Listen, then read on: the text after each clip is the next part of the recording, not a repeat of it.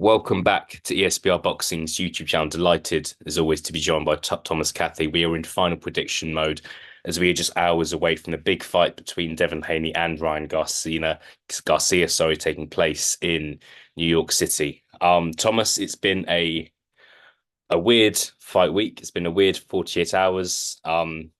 People, obviously, understandably, people are talking about Ryan Garcia's mental state, mental stability. He obviously missed weight by over 3 pounds yesterday in the weigh-in.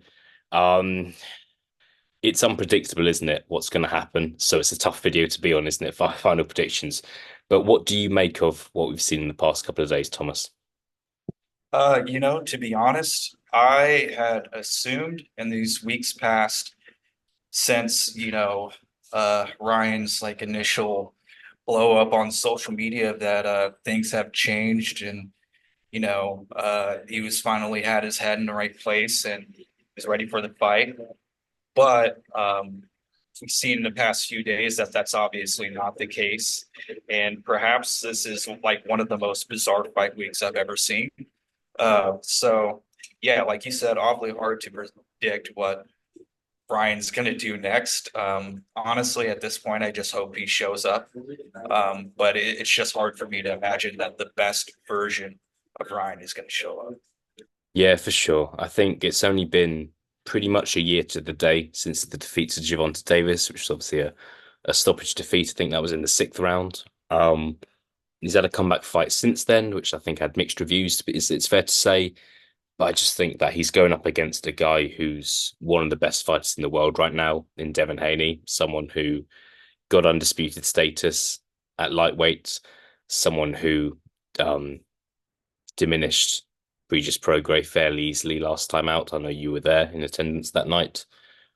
So it's just that's the tough thing there. He's not going up against an ordinary fighter, someone who he doesn't have to be up his best against.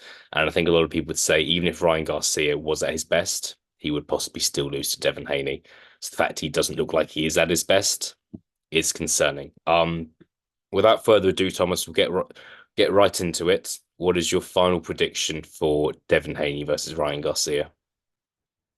You know, uh, I think like many at this point that there's a good chance that this fight's gonna end inside the distance. I think at first, when this fight was initially announced, I thought Haney by decision. But like we've said, Brian's preparation has not been ideal. And this is the most important fight of his career. You would think uh, that he would be in tip-top shape, 100% focus, and it's the complete opposite of that. So it's hard for me to imagine just based on what we've seen this week and the past several weeks, to be honest, that he'll be able to give a good showing. I'd say Devin Haney, uh, easy win. I'll say 10th round stoppage. Maybe at best, Ryan clips him early, hurts him, Mm. but I just don't see. I think at the end of the day, Haney's discipline, better preparedness uh, is going to help him uh, through this fight. Yeah. Yeah, I don't think many people disagree with you, Thomas. I think he's the better fighter all round. And I think what's interesting about this fight is these two fought 6 times in the amateurs. And then I just think that their lifestyles seem to be very different in the program. Obviously, they had those 6 amateur fights. Both fighters won three, lost three. So you would think a lot of the time that would set them up to kind of face each other in the pro games and for it to be an even contest. But it doesn't look like it's going to be an even contest tonight. Some people are predicting Ryan Garcia is going to quit on his stool.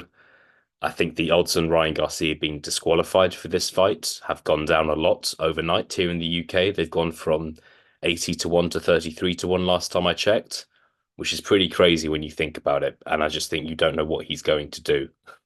Um, my prediction, I think this will be a mid-round stoppage. I'm going to go for rounds 5 to 8, but to be more specific, I'll go rounds 5 or 6 for Haney to stop Ryan Garcia. I think Garcia really could quit on his stall and and it could be a bit of a sad day, a bit of a dark day for boxing because it could be clear that Garcia shouldn't really be in there.